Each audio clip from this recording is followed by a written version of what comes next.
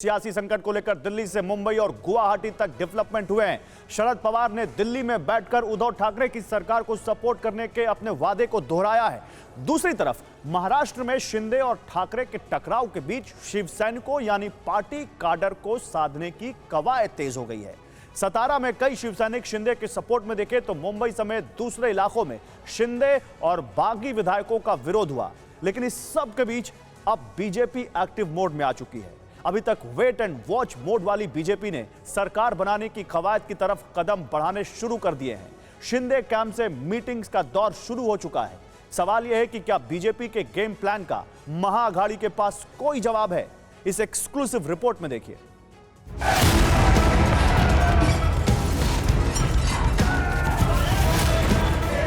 जो होना है होने दो, जो करना है करने दो, मुंबई में तो आना पड़ेगा ना।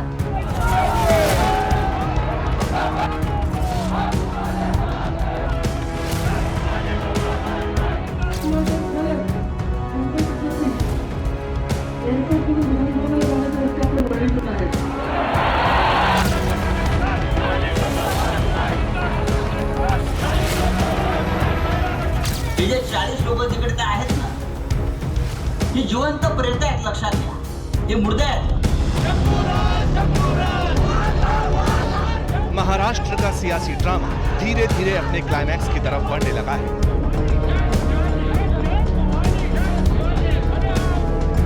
मुंबई और गुवाहाटी के बीच शिवसेना का अस्तित्व सवालों के घेरे में आ चुका है। उद्धव एंड कंपनी अब नेता नहीं काडर पर फोकस कर रही है। काडर को किसी भी कीमत पर जाने नहीं देना चाहती, जबकि गुवाहाटी में मौजूद एकनाथ शिंदे ने उद्धव की सरपरस्ती में खड़ी हुई शिवसेना में वापसी के सारे द्वार बंद कर दिए हैं। इसलिए शिवसेना की जुबान में तलखी बढ़ गई। 2 दिन पहले तक जो नेता विधायकों को वापस बुलाने की मान मुनव्वल कर रहे थे, अब उन्हें धमकियां दे रही हैं। शब्दों की सारी मर्यादाएं लांघी जा चुकी हैं। जान से मारने तक की बातें सरेआम होने लगी। हे जे 40 लोक तिकडे आहेत ना, ही जिवंत प्रेत आहेत, लक्षात घ्या। हे मुर्दे आहेत। त्यांच्या बॉड्या येणार आहे, त्यांचा आत्मा गेलेला आहे। लटपटताय तिकडे। हे 40 लोक जेव्हा उतरतील तेव्हा ते जिवंत नसतील मनात। त्यांना माहिती आहे इथे जी आग पेटलेली आहे, त्या आगीमध्ये काय येऊन दाखव आणि प्रकाश सुरने ते येऊनच दाखव। माझं चॅलेंज आहे। संजय राउत का यह बयान दहिसर वाली पब्लिक मीटिंग में दिया गया। साफ साफ कहा गया कि 40 विधायकों की लाशें गुवाहाटी से आएंगी। या 40 आमदारांच्या बॉड्या इथे येतील, त्याला डायरेक्ट सभागृहात पोस्टमॉर्टम मध्ये पाठवू करू ना, त्याला छट पूजेला पाठवू। त्या गुवाहाटीमध्ये तिथे कामाख्या देवीचं मंदिर आहे, काय जादूटोणा मंदिर ना, तिथे रेड्याचे बळी देतात। आम्ही 40 रेडे पाठवलेले आहेत।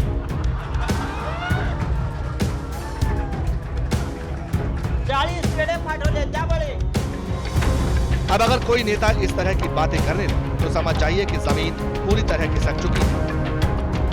ये तक कहा जाने लगा कि जो विधायक गुवाहाटी गए उन्हें एक न एक दिन मुंबई तो आना ही पड़ेगा।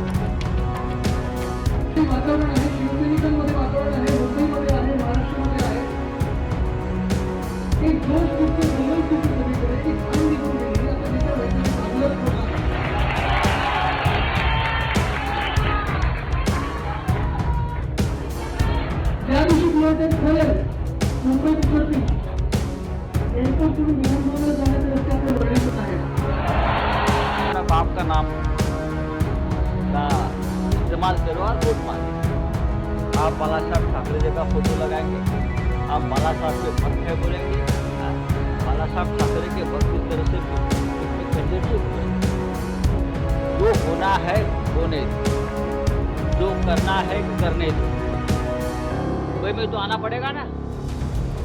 संजय राउत का बयान देने का अलग अंदाज, वो इसके लिए जाने जाते हैं, लेकिन उद्धव के बेटे और महाराष्ट्र के मंत्री आदित्य ठाकरे ने बीते 2-3 दिन में जिस तरह की पोस्टरिंग की है, जिस तरह के तेवर दिखाए हैं, उससे तो लगता है कि शिवसेना अब एक एक कार्यकर्ता को बचाने की कवायद में है। ये शिवसेना की लाचारगी बयां करती है और इन धमकियों का मतलब साफ है कि शिवसेना की अब तक की बातों पर बागी विधायकों पर कोई असर नहीं पड़ा। शिवसेना के बागी विधायक आने को तैयार हैं। सवाल, शिवसेना में इतनी बड़ी टूट के बाद उद्धव का सत्ता में बने रहना कब तक संभव है? क्या उद्धव के पास मैजिक नंबर्स मौजूद हैं? अब ठाकरे के लिए आगे का रास्ता क्या हो? इन सवालों को समझने के लिए 2 बड़े डेवलपमेंट पर ध्यान देना जरूरी है, क्योंकि अब तक पर्दे के पीछे से शिवसेना की टूट का खेल देखने वाली बीजेपी फ्रंट फुट पर बैटिंग करने लगी है। यानी अब आगे के समीकरणों पर से धूल छटनी शुरू हो चुकी है। महाराष्ट्र की सियासत के लिए, यहाँ मौजूद करोड़ों लोगों के लिए भविष्य के गर्भ में क्या छिपा है, इसका इशारा भी मिलने लगा है। एक मुलाकात ने महाराष्ट्र में बीजेपी की सत्ता में वापसी का सबसे बड़ा संकेत दे दिया। जिस वक्त मातोश्री से लेकर शरद पवार के घर सिल्वर ओक महाअघाड़ी सरकार को बचाने के नए फॉर्मूले पर बात हो रही थी, पवार के पावर प्ले के सहारे उद्धव मैदान में डटे रहने के लिए हर रास्ता अख्तियार कर रहे थे। उसी दौरान एक सीक्रेट मुलाकात की खबर ने उद्धव कैंप में हलचल पैदा कर दी। पता ये चला,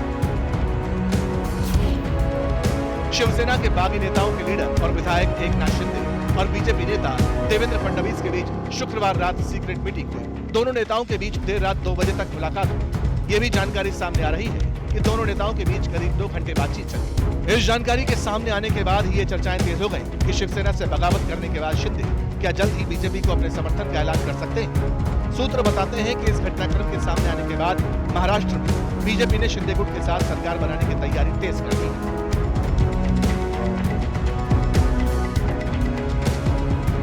लेकिन बीजेपी ने इस मुलाकात पर ज्यादा कुछ बोलने से इनकार कर दिया।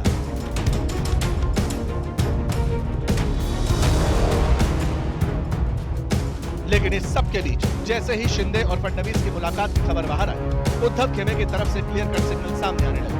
उद्धव वाली शिवसेना अपने पुराने स्वरूप में वापस दिखाई देने लगी। कार्यकर्ताओं को उकसाना शुरू हो गया। जहर मुझे बयान देकर धमकियों का लेवल हाई हो गया। एक बार फिर महाराष्ट्र के अलग अलग शहरों में बागी विधायकों के खिलाफ हिंसा, गुंडागर्दी, हंगामा और तोड़फोड़ वाला पैटर्न नजर आने लगा। कहीं एकनाथ शिंदे के पोस्टर पर गाली पोती गई, तो कहीं शिंदे के बेटे के दफ्तर में तोड़फोड़। इसी तरह दूसरे बागी विधायकों के खिलाफ मोर्चा खुलने लगा।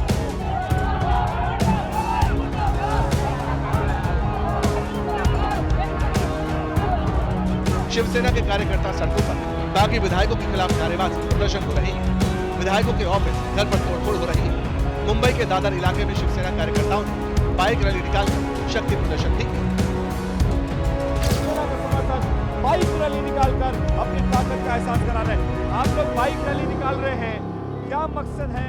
क्या कि सदा सरवरकोल को यहाँ से निकालने का बस, जो यहाँ के लोकल एमएलए हैं और एकनाथ शिंदे के खेमे में चले गए। हाँ, वो उसको दिखाने का शिवसेना की ताकत क्या है। कितनी बड़ी तादाद में आप लोग, कितनी बड़ी तादाद में है? कितनी बड़ी तादाद? हजार की तादाद में आए नहीं, ऐसा अंदाज है। कहाँ तक जाएंगे? यहाँ से सीधा कहाँ तक जा रहे हैं और कोशिश क्या है? इस रैली के जरिए क्या दिखाना चाहते हैं आप लोग? हम हमारा शक्ति प्रदर्शन दिखा रहे हैं। हर विकल्प साथ कह रहे हैं कि हमने सरकार तोड़ दी है, पार्टी भी तोड़ दी। पार्टी तोड़ दी है, क्या कर दी है, और थोड़े दिन के बाद उनको ही खुद को पता चलेगा कि पार्टी तोड़ना ये क्या कचरे की बात नहीं है। सामने आगे गया तभी पता चलेगा उनको। यकीन शिवसेना की ताकत उसका कड़ा रहा है, जो मातोश्री से निकली एक आवाज पर कुछ भी कर गुजरने को तैयार रहता।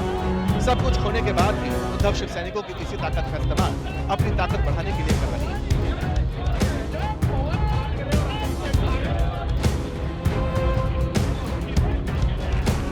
अब इस पूरे सीक्वेंस को समझने की जरूरत है।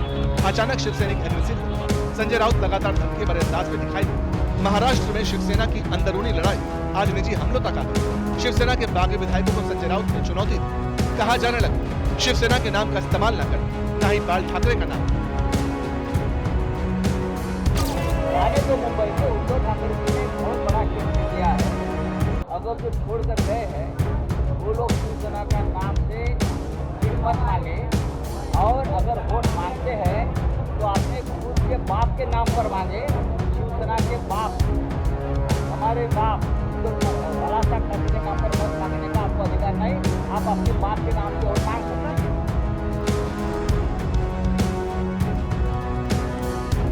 अब शिवसेना की इस बौखलाहट की वजह है शिंदे खेमे का मजबूती से टिके। आज जिस वक्त बागी विधायकों के खिलाफ हंगामा हो रहा था, उस दौरान उद्धव ठाकरे के एक और मंत्री उदय सामंत गुवाहाटी के लिए निकल। दूसरी तरफ गुवाहाटी में शिंदे खेमे ने एकता का एक और संदेश दिया। भंडारा से आने वाले विधायक नरेंद्र भोडेकर के जन्मदिन के मौके पर केक काटा गया। ये बताया गया कि सब कुछ ठीक है, कहीं कोई प्रॉब्लम नहीं। ऐसा इसलिए भी क्योंकि शिंदे कैंप में अचानक टूटी खबर सामने आई। कहा गया कि 16 विधायक ऐसे हैं जो बीजेपी के साथ जाना नहीं चाहते, पार्टी का विलय नहीं चाहते। ये तक कहा गया कि इस बात को लेकर 2 विधायकों में मारपीट तक की नौबत आ गई, लेकिन शिंदे कैंप ने इसे अफवाह करार दे दिया।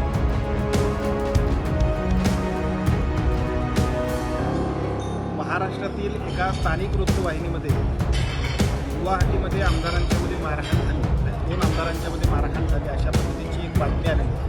त्या बातमीमध्ये माझ्याही नावाचा उल्लेख आहे. कृपया अशा पद्धतीची कोणतीही घटना या हॉटेलमध्ये झालेली नाही. या सर्व गोष्टी संपूर्णतः अफवा आहेत. अशा अफवांवर कृपया विश्वास ठेवू नका.